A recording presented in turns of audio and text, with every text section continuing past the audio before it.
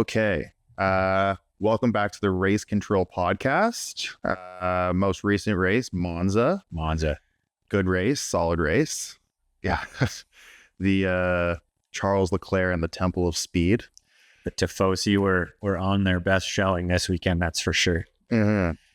It was pretty incredible to see. They actually do have, I think, the best fan support. Oh, it's really like it's everyone out on the track after the race. That was so sick. They flood the place. If I was Italian, I'd be so patriotic.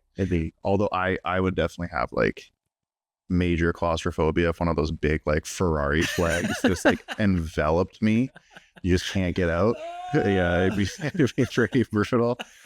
But yeah, massive support from the fans for Ferrari. So it's always really cool to see. Yeah. And then even when Hamilton set the fastest lap, I think it was like in Q2 or something like that, they still went nuts knowing that he's going to be on the team next season. He's in their car next year. Yeah. They're stoked. Yeah, they're going to love it.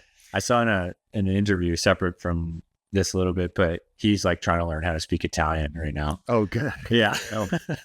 So he'll diversify his coolness a little bit his more. Portfolio. Yeah. I don't know. I could be wrong on this. I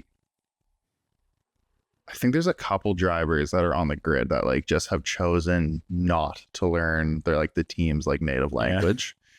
I can't remember who it is, but there's definitely a couple drivers that are like, I'm not going through with that one. Not only here for a year. Yeah. So I think I'm going to start off with the news from the week that's kind of like last week and bled over a little bit into this week. I think the biggest one is the worst kept secret in F1 history of Kimi Antonelli signing to Mercedes. Yeah. That was pretty... Praise the prodigy. Yeah, praise the prodigy. That was, that was going to happen. Toto's just been talking about that for like so long. I mean, it's inevitability. His main priority, it seems like, for the last couple of months. Yeah. So we'll see what happens. I mean, okay. Kind of bleeding into the race a little bit, but you get 2 laps in and you wreck the car. Like, okay, he was close to Hamilton's pace, though. To be fair, so. Yeah, he was doing well. I think it got a little overzealous, and he's still adjusting to the speed. Yeah, it's a completely different beast. A couple people lost it in that same corner. They just didn't crash as much as he did. Yeah, man. I mean, the safety car. Yeah. Don't know what's going on. Oh, that's awkward. And Magnussen also put it into the wall as well. Yeah. So Aston was actually doing like further investigation into that safety car incident to make sure that it wasn't the car. Yeah, I think it came out that it was either over braking or brake heating or something something to do with the brakes. That's gnarly. Yeah. Guess what you do? You're just along for the ride in that situation. You just kind of buckle up and hold on. Yeah. Hold tight. Other big news is Alpine's strike to do with Renault's engine department. They're protesting the recent changes in Alpine's engine development plans. And moving forward, we saw a little bit of it at Monza, and I'm assuming it'll probably bleed over into the following races. Staff that are in support of the race and engine development staff at Renault will be wearing black armbands just to show support. So if you see that, that's what that is. Honestly, I think Alpine is just like in such a turbulent area right now with engine. I don't know what's going to happen. It's Mercedes that they were maybe going. They're either going to go with Mercedes. I don't think we're going to see another Renault engine in there. Those engines have just been like basically since the whole Red Bull debacle. Like it just hasn't been going very well for them. I don't know if they're going to, fix that. Maybe Ryan Reynolds will just dump a bunch of money into it, but I doubt it. It's not a soccer team. No. Yeah, I don't know what's going to happen with that. I mean, I'm sure the armband thing's a little bit questionable. Yeah, but, I get showing solidarity for wear a different color shirt. Or wear a different. Yeah, I'm just saying, like, honestly, for me, like, I get the Alpine staff wanting to show support for the Renault engine team, but if I'm also the Alpine staff, I'm pretty ready to get that engine out of there. Yeah. I want anything else that's going to work because that's their biggest hindrance. Yeah. I wonder what Gasly's thoughts are. He's probably stoked. He's in the background. He's like, give us the Mercedes engine. Look at what Leclerc has done. Yeah, exactly. I would be pretty excited to get that out of there, but whatever. I'm not on the team. I don't know what's going on internally. That's what's going on, though, is the black armbands. the biggest news of the week, aside from Kimi, is probably the Kevin Magnussen race ban. Yeah, post race. Yeah. I do want to get into that a little bit further down into the podcast when we start going on to like news and just positioning everything, because it is a larger topic of, is the FIA right in having in-race penalties with like time? Yeah. And then also throwing in the additional like penalties for your license. Like, do we need both? Is it warranted? So I do want to go into that a little bit more. I have a bunch of notes on Magnussen's previous altercations and what's led him to this point. So we can go through it a little. I love Magnussen altercations. They're one of my favorite types of altercations. He has some spicy altercations. They're pretty good.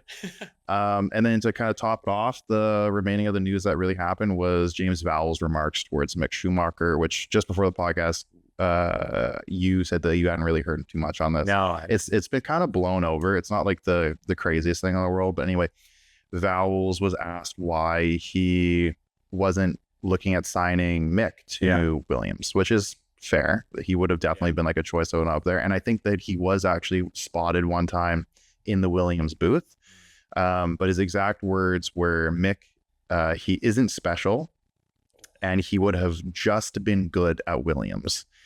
And I don't think that those comments alone really would have gone anywhere. But Toto decided to stick his head into it and then say, Mick is a phenomenal driver. You should have picked Mick, because he also comes from the Mercedes family. He comes from the Mercedes camp. The irony behind that, though, is Toto also could have signed Mick. And then chose to sign Kimi. So I think Mick's just along for the ride. He's just going from one boat to another and drinking the champagne when he can. I don't know. I mean, I think Mick's a decent driver myself. I don't think he had the right opportunity to perform at Haas. No, definitely not. At the same time, I think maybe Toto brought that back up to say a little bit of, hey, James, why did you leave? Yeah, kind of twisting the knife a little bit. So I think James has been managing the Williams team really well. Maybe a questionable decision on why he didn't put Mick in the car instead of, who they've gone with now. So we'll see what happens. I think Mick's probably of a higher standard than what James made him out to be, though. I totally agree. Mick, Vowles has actually gone and, taken back his statement.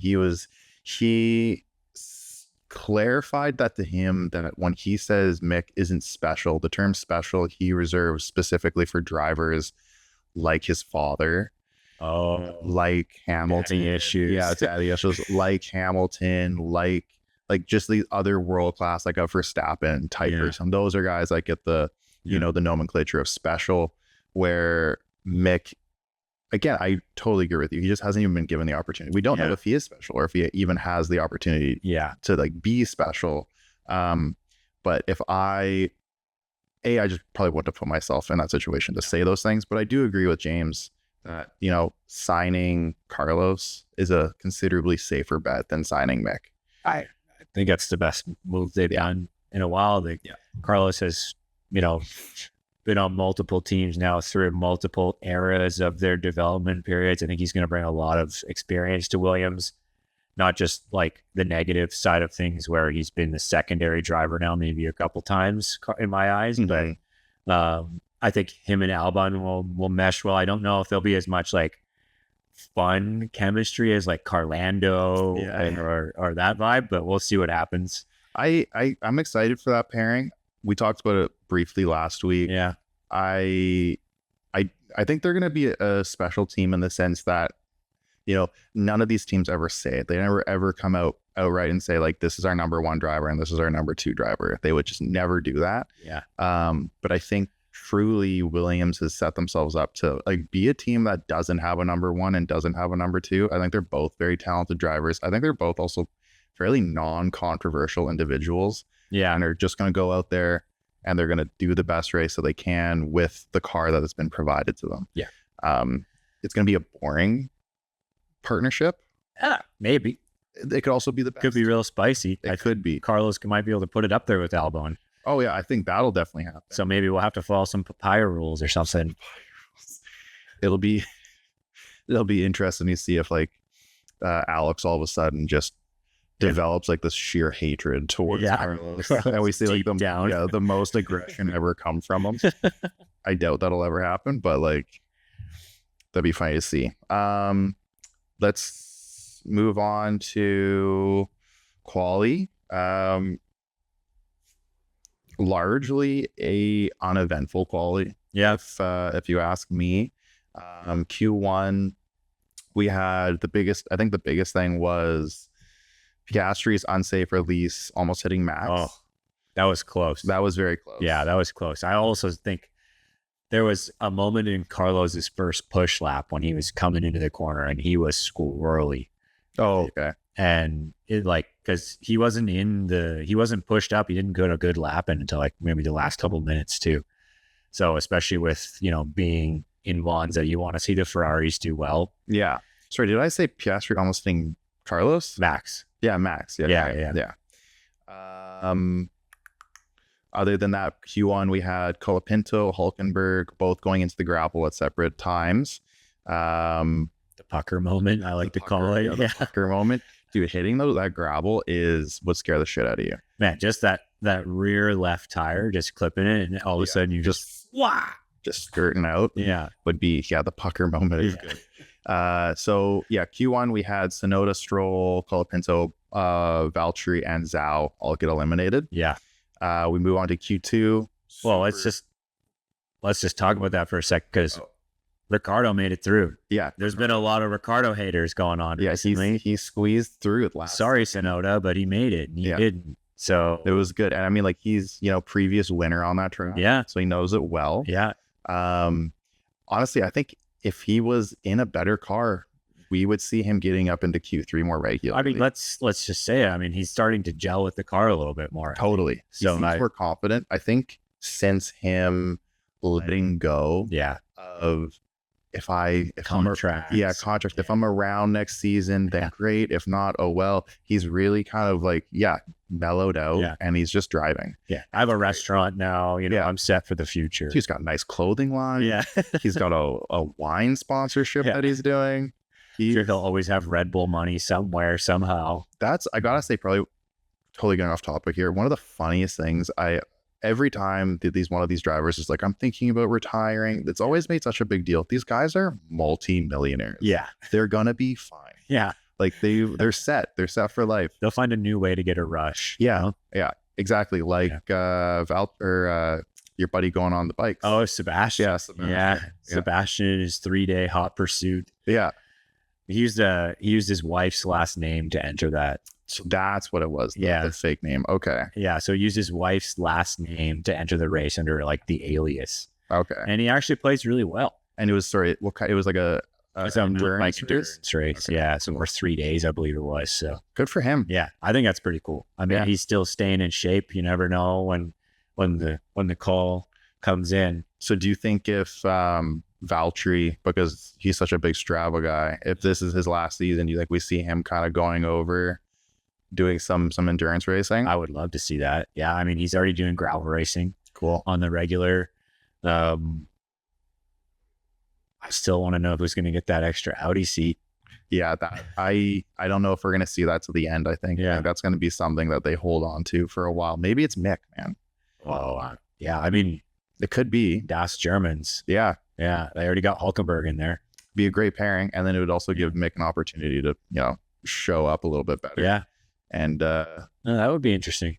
Yeah. I like that combination of seasoned vet, young gun, both from Haas. They have shared mutual dislike. Sorry, G. Yeah. So that they can bond over that. Q2, clean laps all around. Pretty uneventful. Oh, Nico Hulkenberg, P10, man, he made it to P10. So that's crazy. Well, it's good, dude. It's the same thing with Alex. Yeah, it's just nice to see, and also with Ricardo, it's nice to see them like doing better and actually like getting up there and fighting for those middling positions. I like to see Albon, I think, got P9. Yes. That's awesome too. Just sticking it out there, making it work with what they got. I really respect it. So, yeah, we're going to see Sorry, no, it was Magnussen, man. Magnussen. It was Magnussen got P10. Oh, no way. Yeah, Magnussen got P10. Oh, I saw Haas and thought Nico. Well, no, it's K-Mag. Wow. Okay. The destroyer. Dang. Yeah, so out in that was Alonso, Ricardo, Magnussen, Gasly, Ocon. Okay. Yeah. Q3, again, super clean racing. Yeah. Red Bull pretty well rode the struggle bus in Q3. Yeah. It was just a telling sign of what was to come. They pulled him around the track too to try to get the extra speed. Yeah. Perez leading the way. Yeah, and it just Still didn't work. Yeah, it didn't work. Yeah.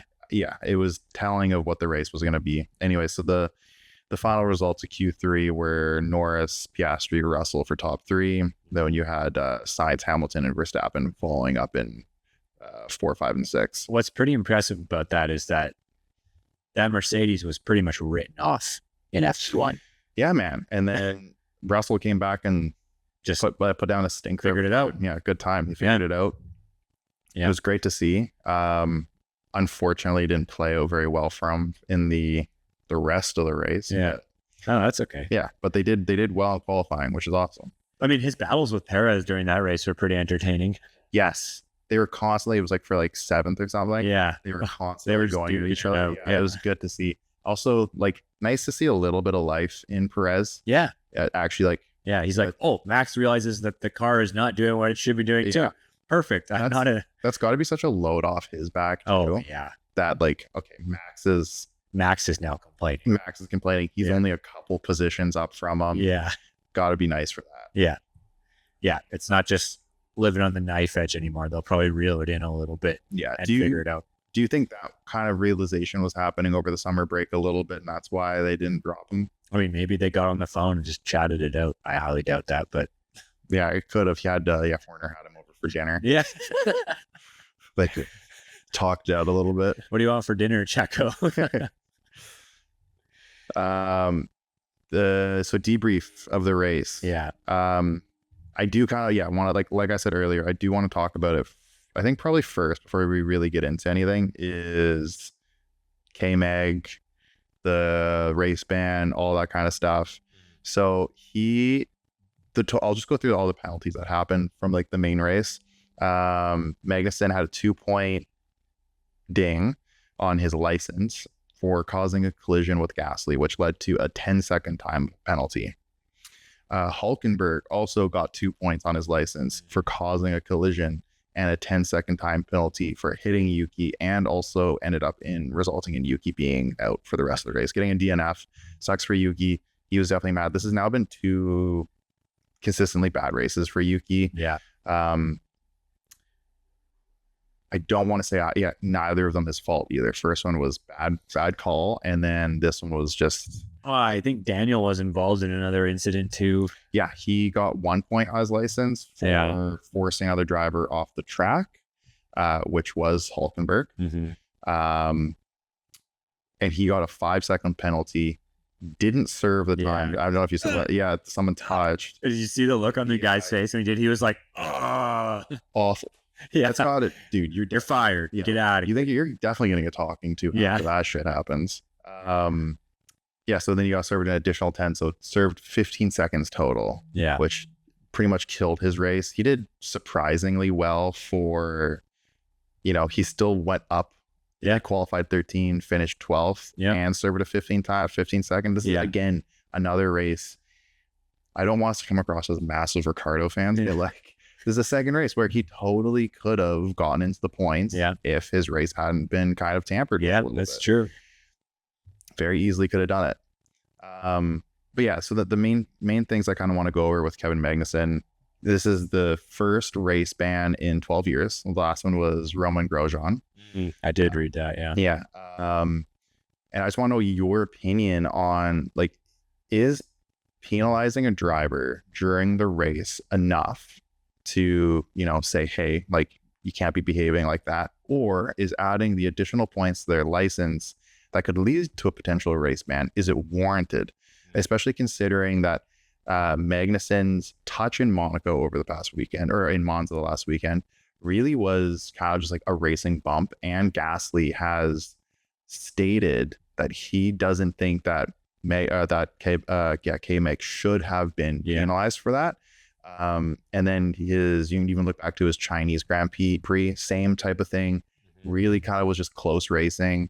Gasly has like run to his defense, and this is a guy that also was 2 points off last season. 2023. From also potentially being in a race ban. Yeah, I think they are probably buddy on it, maybe a little bit because of that. I think both of them are very aggressive driving styles. Totally. I think K-Mag has been really aggressive this year, but I think he's been really aggressive for his team.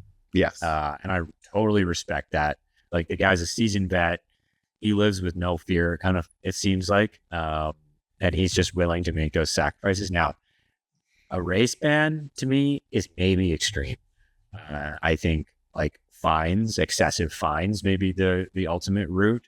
But again, at the end of the day, these guys money to them is not necessarily because they make so much. Because they make so much, but maybe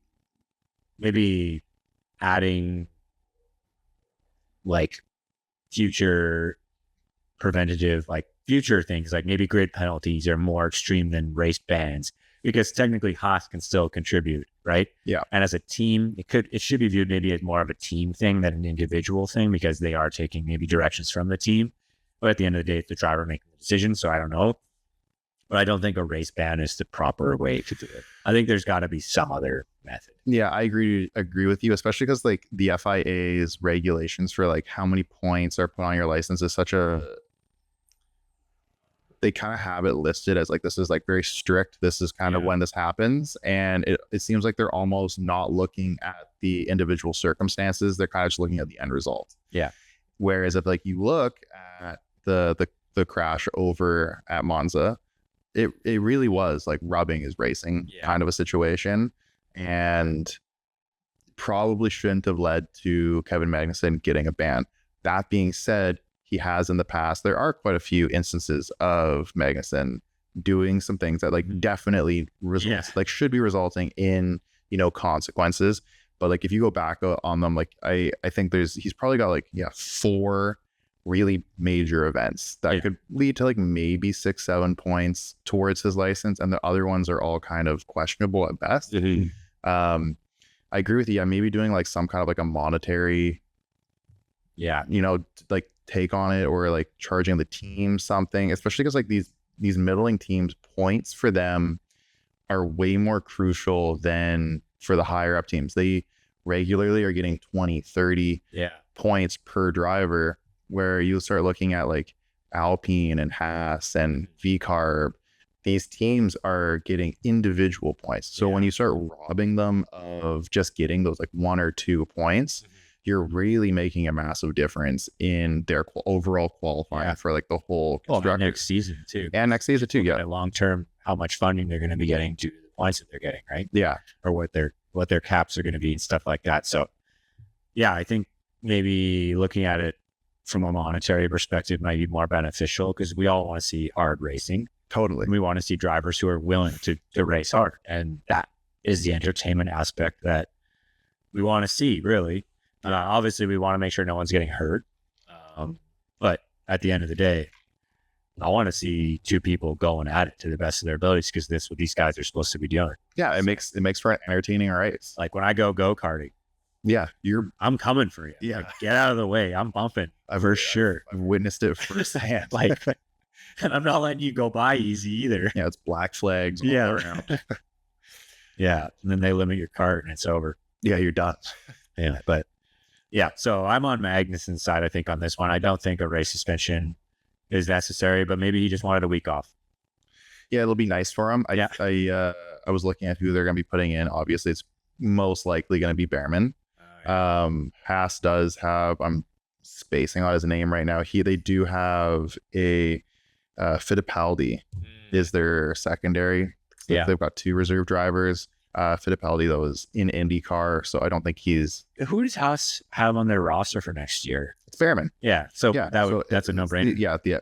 the obvious choice is Behrman will be in there, which aside from the bummer of Magnussen sitting out for the next race, I'm genuinely interested to see how Behrman does. Yeah. Seeing as he is going to be a full-time. Yeah. You just hope that he doesn't get more points at the end of the season. That'd be terrible.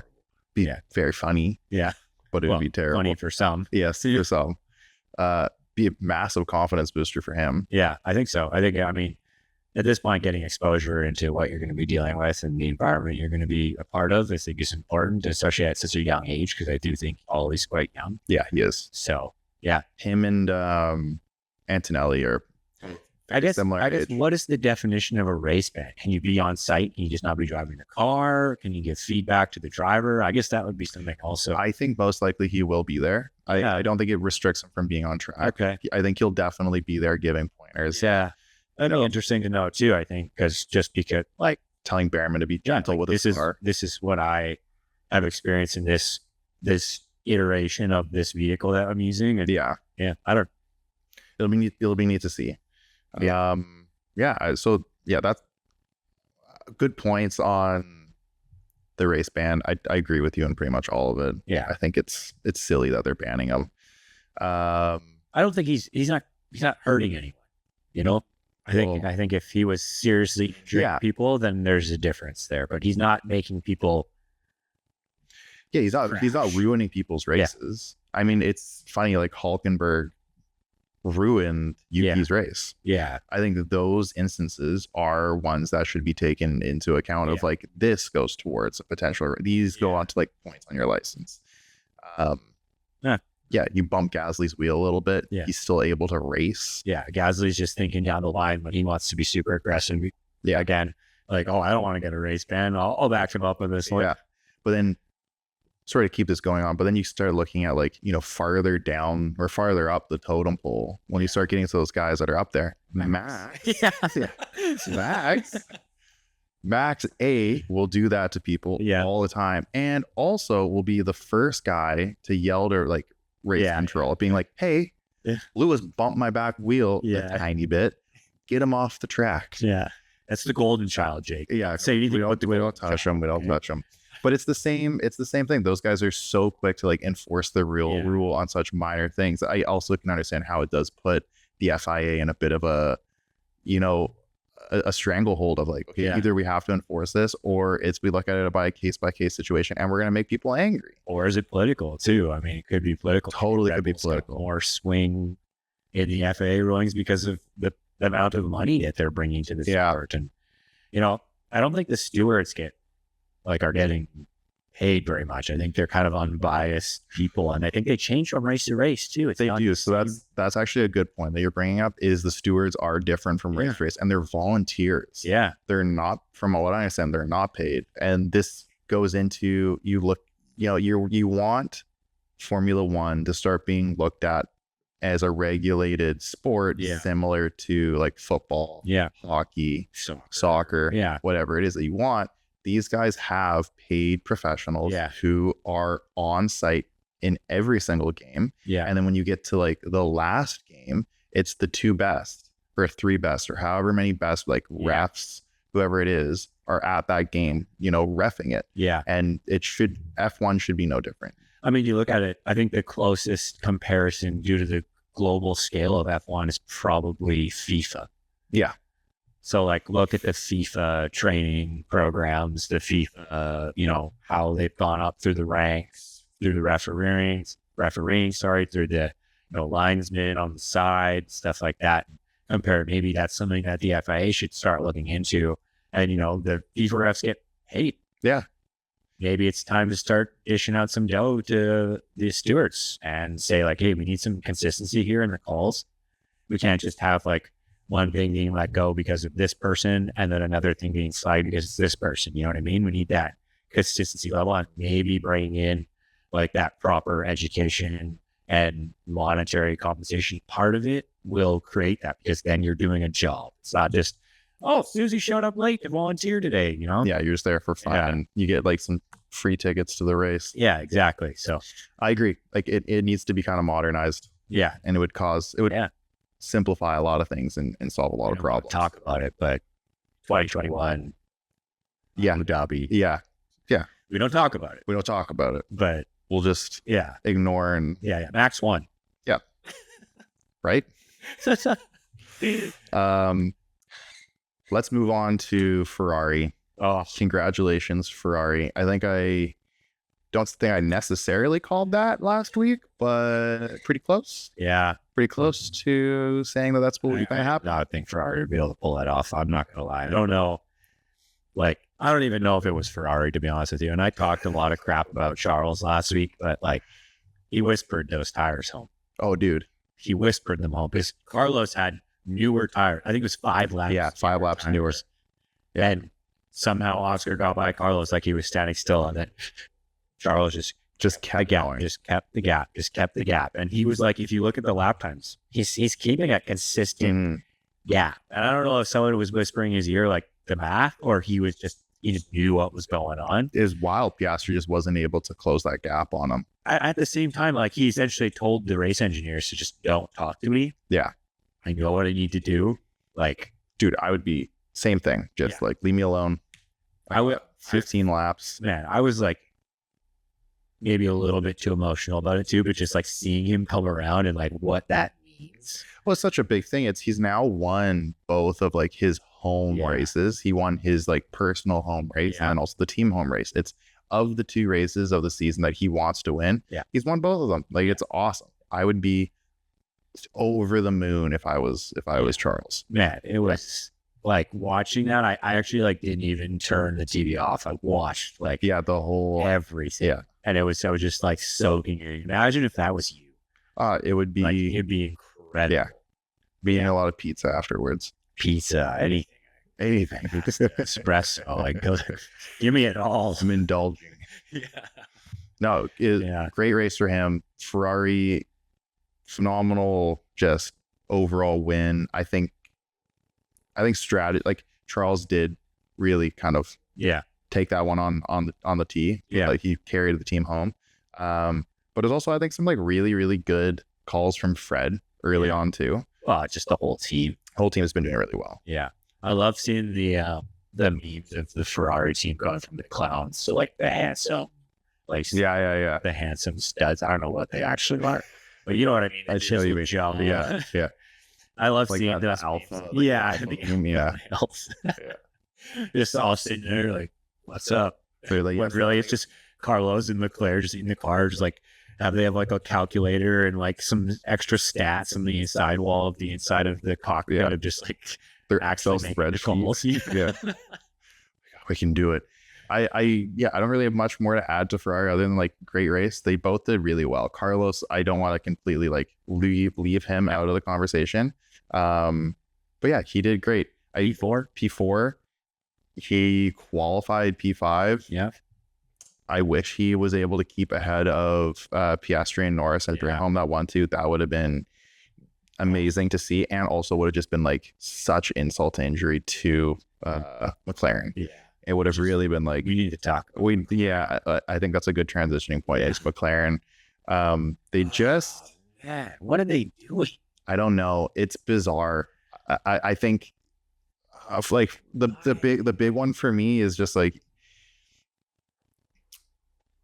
how do they continually let this happen, where it's like bad strategy calls left and right, and then it also just seems like they're not thinking about like the drivers' championship with Lando. I like, if it were me, it would have been very early on, even before these guys are on track, of like, hey, Piastri, if you get ahead of Lando, let him through. We could potentially win both. Yeah. And that's got to be priority number 1 for the driver and also for the team. Why are you not prioritizing that? Like, it makes no sense. Starting to turn into and I think if this continues through the rest of the season and maybe into next season, like the Nico Rosberg, Lewis Hamilton vibe. I'm getting that vibe from this, because I think, like civil war on the team. Yeah. Piastri is very like composed, where I think Lando is maybe a little less composed and maybe deals with his emotions a little, like deals with the emotional side of things a little bit more. Yeah, I mean, like visually, you can see him going through just sitting in the the room afterwards was just so bummed listening to Charles and Piastri talk in the cool down room, and I was just like, oh man, like there's a time and a place to show your emotions, and when this is going on, and you're supposed to be like you came second, or third, yeah, like you're on the podium, man. Like I know, but still go from first to third. Oh, again, bummer, absolute bummer. I saw a pretty funny stat now that Charles has won more times with Lando in P1 than Lando has, which is bummer. Bummer for him. I mean, to be fair, Piastri just aced. Yeah, he did well that start. Like, I mean, you let Lando get ahead. Use the give him that little bit of ego, singing, "Okay, he let me stay ahead. I got this race now." And then,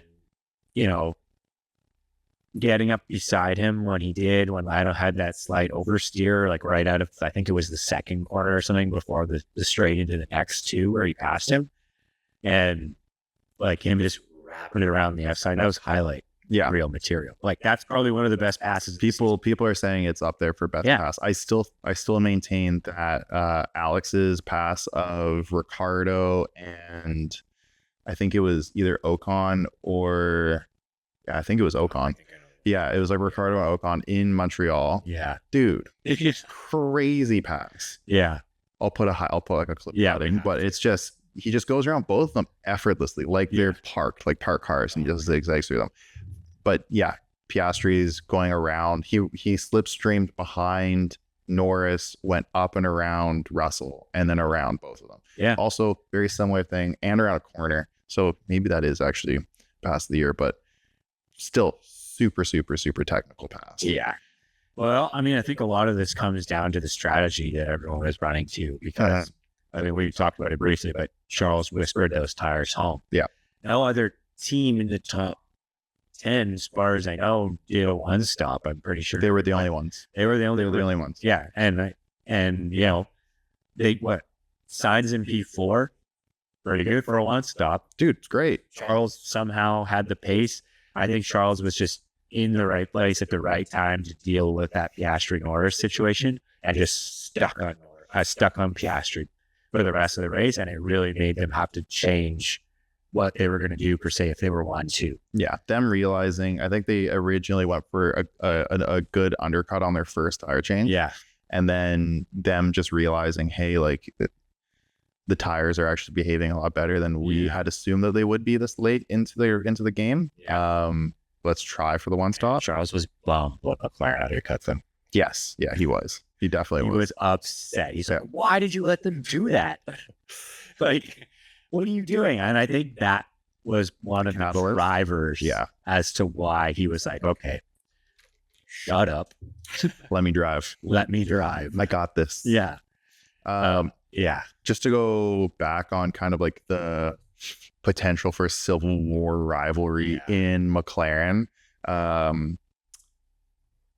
I think it was in one of the conversations afterwards, or with somebody from press, they asked Lando kind of his opinion on like Piastri not giving him the pass. And this is also like a callback to like last week of us talking about Piastri's like controversial win. Yeah. Lando's statement of basically just him saying, I don't want to be given victories. Yeah. Which that's such a backhand. It's so backhanded. Like if I'm Piastri, man, I'm gonna be like, I'm not talking to this guy next week. Yeah. Like we're done. Yeah. But like it's interesting that he has that like mentality. I think that it's like we were saying, it's like the right mentality to kind of have, especially if it's your first win for Piastri. Yeah. Getting given that win doesn't particularly feel good. But on the flip side, Lando, take the fucking victory. If someone's giving it to you, especially at this stage in the game, man, you're fighting for both titles. Yeah. Like take it. I mean, dude, put your elbows out. Yeah. Also, that it was not that it was given to him, but like if that had come up, I'm just thinking if I was in Lando's position and Piastri's kind of coming around the outside and in that corner, I'm hitting him. Yeah. Yeah. There's no way. What about the prior rules, bro? No. I'll go tire to tire. They can do that. Yeah. Just go tire to tire. scare him a little bit, say, nope, not today. Aussie boy. Yeah. See you later, bud. Yeah. And like, do your race. Don't let him just go around the outside. And I guess it comes down to the fact that maybe Lando was hoping that they would say, hey, Let him go. let me go around you. Yeah. I qualified P1. I let him go around me to a certain extent. Like, he could have blocked that off, I think. I'm just crazy. He could have braked later. He could have pulled a Max. Just drove straight off the road. Oh, yeah, 100%. Yeah. It's bizarre, though, that that conversation didn't even come up on team radio, though. They just did. Maybe there's something in those contracts. I said it last really week. think I so? think there's something in the contracts. I also wonder if Zach Brown is lying on what papaya rules are, and it's actually code for letting Lando get by. It could be, but so Mark Webber, Mark Webber is Oscar's agent. Mm-hmm. Okay. So Mark Webber, he's a hound. Like, he's also phenomenally Red Bull driver who got demoted to driver number 2. Oh, okay. I was not aware. Red Bull. And I think that Mark Webber put something in Piastri's contract when he signed with McLaren as part of the whole Alpine McLaren thing, why he went to McLaren instead of Alpine, and said to him, I will never, in the contract stating I won't be a secondary driver. You cannot treat me as a secondary driver. And that could have been one of the things that they put in that contract. I believe it, because I do know Mark as a manager is pretty ruthless. Yeah. Like, he's a ruthless negotiator, and he's one that's like championed his drivers. Yeah. So I totally believe then that. like that would make sense. And I think that could have been part of the whole McLaren fiasco when they had to let Danny go and bring Piastri. Maybe they got Piastri for slightly cheaper than they would have if they accepted that in the contract, knowing that Lando was their golden boy. Interesting. That's an interesting take. Because Zach is going to be under some heat here. Oh, Zach needs to. This is probably one of the most controversial things that Zach's had to deal with so far, other than bringing McLaren up what they are right now. Now he needs to decide who's winning and who's not. Yeah. And it's like for fairly large stakes too. Yeah. Because they definitely still at this point with Ferrari, I just didn't think it was going to happen, but Ferrari floundering this hard, they easily can get the constructors. Leclerc's pretty close to the drivers too. He's not that far. Ferrari's now also very much so in the mix, and both these teams, and also Mercedes is also very much so up in there. It's a lot of points that potentially can be taken from Red Bull, and like I've said, Red Bull is just kind of want to transition over to them a little bit. Red Bull is just like they're not doing enough. They're not bringing enough for these cars. Just like speaking on upgrades, Mercedes, McLaren, and Ferrari all brought track specific Monza rear wings to this race. Red Bull brought a rear wing, but it's not a Monza specific wing. They brought a high downforce reworked wing, sort of a low downforce reworked wing from a different track. I can't remember which track, but it was not a track specific wing. Yeah. And even Horner has now been talking about how they're looking back at the RB23 from Austin last year as him told in that was the last best time that car was around. That was like their peak was the Austin race. So they're looking back at in testing, in like free practice. Yeah. They're testing different components from that car. Mm-hmm. Checo, I think, was testing some of the undercarriage on that in FP1, and he posted just a couple seconds faster than Max on whatever setup that he was doing. So hopefully maybe that works out for them. They're able to kind of figure it out. Yeah. But Max is, calling the car a monster to drive. Checo's calling it a boat. Yeah. None of it's boding well. It seems like everyone there knows that this car is kind of falling apart. But then on top of it, they're so focused on kind of getting stuff ready for next season and making sure that car is not just they're going to come out of the gate just being a dumpster fire. I mean, they have some big decisions to make with this because, like, first of all, I'm sure Max has clauses in his contracts to bail out if he wants to. They're not going to want their golden child to leave. Yeah. Perez is stoked because he's finally like, oh yeah, someone else realizes this isn't working too. Cool. All of a sudden, he's like, being heard. Christian's just swamped with all the stuff that's been going on this last year with, Red Bull and Helmet's starting to speak up again and get involved. And it's like, Helmet, dude, just like either give the key away or take over kind of thing. Yeah. This 50-50 co-manager thing. It's too much. It doesn't really work. It's so messy. I mean, for anyone that's watched The Office. Not to mention, Yas is maybe a manager too somehow. Yeah, he's constantly throwing his opinion in. If Red Bull continues to go through this for the remainder of the season and they lose, oh god, we don't talk about it. Let's just hypothetically, let's just say they lose the constructors and drivers. The constructors is gone. They're not winning the constructors. If both are gone, do you think we see Max? What if we see Max going to Audi? Has to. But what if we see Audi? There's an open seat there. I know you are really gung ho on this Aston. I think he's conspiracy but we don't even know if Newey's going there yet. I have a feeling. I don't know why. I think Fernando, he loves Fernando. Yeah, but that means you're kicking Stroll out, and I just don't see that happening. I don't know. I mean, I don't know. That's my suspicion. I think in the next 3 years he's going to be in an Aston Martin. Wow. Okay. Because Aston Martin was a title sponsor of Red Bull for a period of time, I believe so. So like there already is a relationship possibly there within the network. Yeah. I don't know. It's a conspiracy theory. I could see him going to Audi. Audi would be cool. Audi would be super cool. Audi needs to just come in there and just say. And Audi also gives Max, like you and I were talking about last week, it gives Max the freedom, if he doesn't want to keep doing F1, to move to other driver experience, to WRC, to like other racing leagues. That's true. I'm just thinking like Max and Fernando, they'd be a crazy team together. Even like you were just saying, like endurance racing. Yeah. Fernando has done endurance racing in the past too. Yeah. That'd be a powerhouse like duo. That'd be crazy. Yeah. I mean, Stroll. I mean, I loved Piastri's Piastri's quote on Stroll. It was like his first go-kart race this weekend. He's just so funny. The guy is a menace on the track. He did qualify better than Alonso. I know he does, but he also has like some of the worst, like either it's his peripheral vision is just so poor, or his mirrors are maybe his mirrors are just like really angled forward. Yeah. He doesn't know how to use them. He likes to see the full side body of the car rather than just the what's going on. I use it to look at the car more. It's so pretty. Yeah.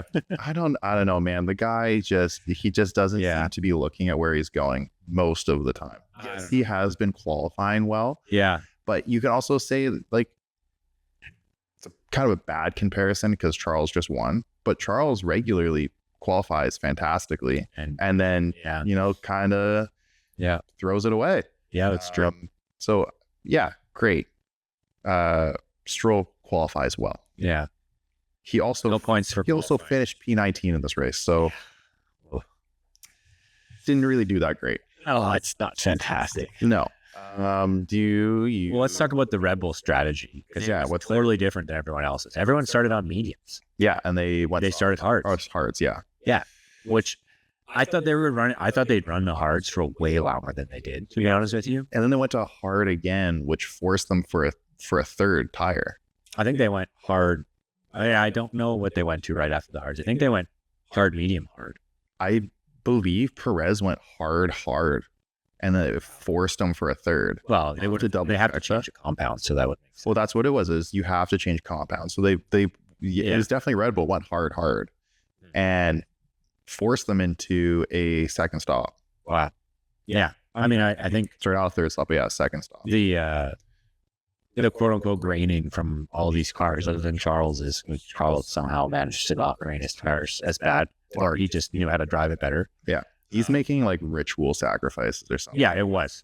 He was at the Pirelli factory before the race, and he was just throwing tires. That's like a tire fire. Yeah. Dancing around with his little wiener dog. Yeah. You will not grain my tire. Yeah. Make the best tire. Do you know something I actually want to talk about? I would love to see amidst all these like changes that are happening for 2026, I would love to see another tire manufacturer or another 2 tire manufacturers come in.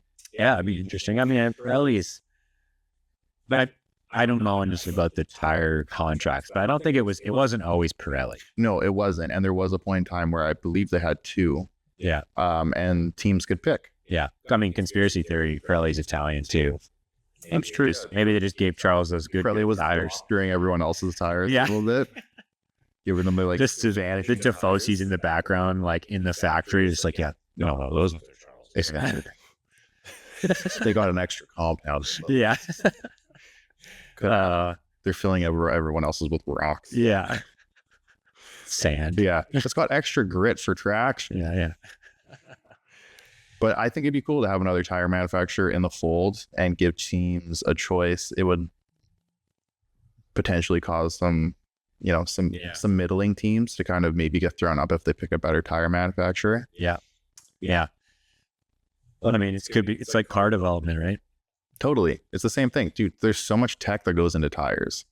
And like, you look at even just like street tires for your car, there's like, you get like Cup 2s are such a drastically better tire than what you're getting stock when your car rolls off the factory line. I mean, I'm a winter tire guy all year round. Yeah, I know you are. You hear you. I'm just kidding. He comes from a mile away with those beaded tires. Softs, man. I like to rip softs. I don't really have a lot of notes on Mercedes over the race. I mean, I think I mentioned it before that Perez Russell battle was great. Yeah, it was great, and it was fairly clean too. And I think I like seeing Perez battle the Mercedes. Probably for the last couple of years, that's kind of what we've seen is either Perez holding back the Mercedes, or just like being a menace. He plays a lot of defense. Yeah, he's the defense minister. Yeah, the defense minister. Yes, he does. Hamilton, I think, had largely a fairly uneventful race. Yeah, I didn't see much of Hamilton. He was just kind of going around. Yeah. I saw some videos of Hamilton on stage doing some interview stuff, and he's got like a camcorder in his hand. And I was like, this dude just like straight out of the 90s. I think he's in a different mindset. Yeah. He's not mentally retired or turned ill yet, but he's been in it for so long that it's not, I think you get these younger drivers up there and they're kind of like, oh, this is like an F1. And you're adjusting to that lifestyle. Yeah. He's so in there that it just doesn't matter. Yeah. He passed the baton over to the next person, the title holder. 2 years ago. Yeah. Years ago. I don't know if that was a decision, but they passed the baton. Yeah. And now I think he's in a similar mind state to what Ricardo's in. Yeah. I think so, actually. This like, hey, I'm just here to drive. Have a good time with my dog, and I'm going to start recording things. I'd love to see a Valtteri Hamilton reunion. Do you think Valtteri's ever going to come? Oh yeah, sure, not Valtteri. I'm thinking of Vettel. Oh, Vettel coming back. He's been teasing. I don't know. Maybe he gets the Audi seat. Yeah, maybe. That'd be crazy. German drivers. But Hamilton actually said that he called Valtteri before he made his decision on Ferrari. They had a nice little phone call. Really? Yeah. He said he phoned him, consulted him on it. Or it wasn't Hamilton who said it. It was Valtteri. I was watching him in an interview, and he said they'd asked him, like, did you know about it? And he goes, yeah, like Hamilton called me. So I think they're on pretty good terms. Yeah. I mean, Valtteri gave Hamilton a lot. Oh, yeah. He was the second driver. The best years of his life. Yeah. Well, I don't know. He's got some pretty dusty flow now. I mean, buddy, aren't you kind of copying his flow a little bit? Big Valtteri. Big Valtteri guy. Yeah. Strava, the mullet. Yeah. Next, I'll start wearing a budgie smock. Yeah. The world to be over. The beaches of Vancouver will never be the same. Yeah, dude, I think they're on pretty good terms, those two still. Yeah. I mean, I like Valtteri. I think like Valtteri coming out of his shell a little bit more has been really good to see. I think he was very conservative at Mercedes, and I think that was largely driven by the environment that he was in. I think it was quite high pressure. Mm-hmm. I think Toto really drives performance into that team. Definitely. Like runs it. I mean, if you look at even just like shots of the paddock when you get by there, Williams is actually very similar. Yeah. But James Vowles comes from the Toto school of discipline. Yeah. They're all wearing button-up shirts, collared. Everyone is very, very, very professional. You know, zoom over to what's going on over at Sauber. Yeah. It's chaos. Yeah. It's a party. Oh man. Even, you know, RB. They qualified last. They qualified last. Yeah. You know, they were the only car that got lapped twice in the last race. Yeah. Which is just That's brutally embarrassing. sucks, man. Yeah. That sucks. They got But they're just waiting. Just like, oh yeah, well, you know, Audi's gonna come over here in a couple of years. We're just here to kind of collect our paychecks. And, yeah. It's interesting to see, but yeah, I think they've, as a team, have ultimately kind of they're clocking in at the beginning of the day, and then they're kind of going home. Yeah. They have some pretty funny TikToks though too. Oh yeah. Yeah. Valtteri's a goof. Oh, it's great. Yeah. His commercial, who's doing? I think it was like Uber Eats or something. Yeah, he's hilarious. It was so good. He really leans into Yeah. the budgie smuggler. And Yeah, he's Australian. I think his partner is Australian. I think that's what it is. That makes he's sense. living that Aussie life. That makes sense.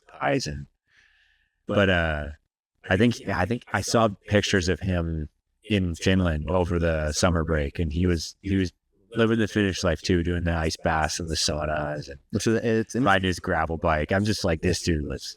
yeah. It's in his blood. He made a ton of money from Mercedes. Oh yeah. Again, it'd be a bummer to see him go. Yeah. But he'll be fine. Yeah. He'll be all right. He'll be better than 90% of the people on Earth. Well, LeBron James just got some shares in the bike company that he runs for, Canyon. Okay. So like now LeBron's involved. So Valtteri's now riding that LeBron business flow too. Interesting. It's gonna be interesting to see. I don't know if they have. LeBron's not on bikes, is he? Oh, dude, there's a whole commercial about it. Oh yeah, Are they making during the double Olympics. XL bikes? I'm like, how big are these bikes? Massive bikes. Yeah, I'll show you the clip. Okay, yeah. It's Send me afterwards. And there's like, he's huge. Yeah, it was super random. I guess a lot of the money is going towards enabling everyone access to bikes, which makes sense. That's I think good. it's pretty cool. Yeah, that's a good motive. Yeah, some cross pollination of sorts there. Do you have any? What are your thoughts? Like any exiting notes? Anything you want to sound like Baku next week, or not next week? Just 2 weeks from now. We haven't touched on it yet, but we need to dive into those higher rules. Yeah. Again, dude, I think that I don't think I don't think that they mean what Zach said they mean. I want to see the ledger. I want to see the higher rules is on paper. You know? I don't think that's Published by McLaren. published. I don't think that'll ever happen. I think it'd be a great social media stuff to make things a little bit more fun. They could do it, but I don't think it means like safe driving, give your teammates space. It's got to mean something. Dude, I think it means, I think it means like let Lando get by. I think it means like, instead of saying, you know, Well, Oscar didn't do that. no, Oscar didn't do that. So, and then maybe that's like Oscar just being like, no, he didn't. Well, he did let him by. He did let him by. So I don't know, man. Maybe I'm wrong. I don't think at the very least, I don't think it means what Zach has been noted saying it means. Also, just pick a better name. I mean, yeah, but also I don't expect anything less from Zach either. Yeah. Like that's fully, if Corporate. yeah, like super corporate to a T, kind of corny. There's a Confluence page somewhere in their McLaren Yeah, like knowledge base. this got passed down at like a board meeting, and Yeah. it's like, I'm taking that to the trash. Yeah. One of the investors said this. It's great. Lando and Piastri. I think this is hilarious. It's like a happy, like Walmart logo, smiley face, roll back the rear, Yeah. or roll back pricing. I could see a world where McLaren turns into the Walmart. We'll see. We'll see what's going on. And I guess we should probably dive into the papaya rules, what's going to happen in Baku. Yeah, I don't know what's going to happen next week. It's going to be not next week. Next 2 weeks. Next 2 weeks from now. 13th or something, Yeah, right? it's going to be interesting. I think it's going to be a wild race. I don't know what's going to happen with Red Bull. I want to say, if we're doing predictions again, Yeah, we got to. And Jake was going to write it more right about the predictions than me. Yes, I'm gonna write it down this time. But I think that next week is we're gonna see Mercedes be a little. I was going to say Mercedes too. We're gonna see Mercedes be a little bit more in the mix than we have. George had a phenomenal Ted, he did come back from that first. He qualified really well. Yeah. I think their race was more bad strategy calls than it was poor driving. Well, I mean, they put a whole new front wing on George's car. Yeah. At the first stop. So I think, which just ate so much time. Yeah. So I think we're going to see Hamilton in 1. Oh. Whoa, Hamilton. How you just talked so much about George. You're pumping his tires up. You think sneaky Hamilton's going to get one again? Eh? Look, if I had to pick between hanging out with Hamilton or Russell, I'm picking Hamilton. Why? Just cause. Let's not go into it. So for this, I'm just going to pick Hamilton. I still think he's a better driver. Russell seems like a nice chap. But I don't really care where he finishes in a race. Let's just say that. Yeah. He's a nice dude, but he's just... I want to see... I want to see... He's a haircut. Yeah, he needs a... No, he is a haircut. He is a haircut. I want to see Hamilton win one. You know what? I'm going to go really wild, and I'm going to say Hamilton, Sainz, and then Piastri. Oh. That's my 1, 2, 3, 4 Baku. And I've written it down. Okay. Well, number 1's always easy for me. I'm going to go Max. You're wild. Max is going to come P1. You just wait. Okay. All right. Just wait. P2. What do you mean, Max, man? Max is going to come P1. No. What do you mean? Whatever. He's the best driver. Okay. That's not fair. He's a competitor. He is a competitor. I'll give you that. I think they're going to figure it out. I don't know. I feel like I said in the last one, I had a lot of confidence that they need to come back strong, and I think Max is going to start doing Max stuff. They have 2 weeks. It'll just be sketchy. They have 2 weeks for upgrades. They have 2 weeks for upgrades. So yeah, they totally could bring some kind of a package to Baku. Max, I do think a Mercedes is going to be on the podium. Yeah, they got to be. I do think so. I'm going to go Max, Hamilton. So Max P1, Hamilton P2. I'm going to go Perez P3. Buddy, you're dreaming. Constructors 1. Let's just check. Look, honestly, man, that's such a garbage prediction, but that's what I want in my heart. If Perez gets in the top 3, I will buy you a 6-pack of any beer. Top 5. No. You said top 3. If he gets within the top 3, I will buy you a pack of beer. Throughout the race, or just no. The podium at the end? At the end. Yeah. I just wanted to make sure we said properly. Yeah. If he gets on the podium at the end of Baku, physically standing. Okay. Any position. No. Yeah, any position. Okay. First, second, or third. He's just got to get on. He's got to get him on that podium. Okay. I will buy you a case of beer. Okay. I will drink them in our next podcast when I win. Yeah, all of them. Yeah. In one session. Just me, shotgunning beers during this. It'd be great. I'll make sure to get a 12-pack. Yeah. Okay. Any closing notes? I think we're going to get a lot of news in the next 2 weeks. I think there's going to be a lot of drama floating around. I think Red Bull is going to be messing around with cars. I think there's going to be a lot of interviews saying what they're going to be doing next to try to improve. I think we're going to dive into what's going on with the papaya rules a little bit. Cool. I think there'll probably be some minor news, like with Toto and Antonelli and him singing the praises about him. Okay. I think it'd be interesting to see if anything comes as more of the Magnussen thing. Yeah, it will. And if other drivers start speaking up. I mean, we already said this, but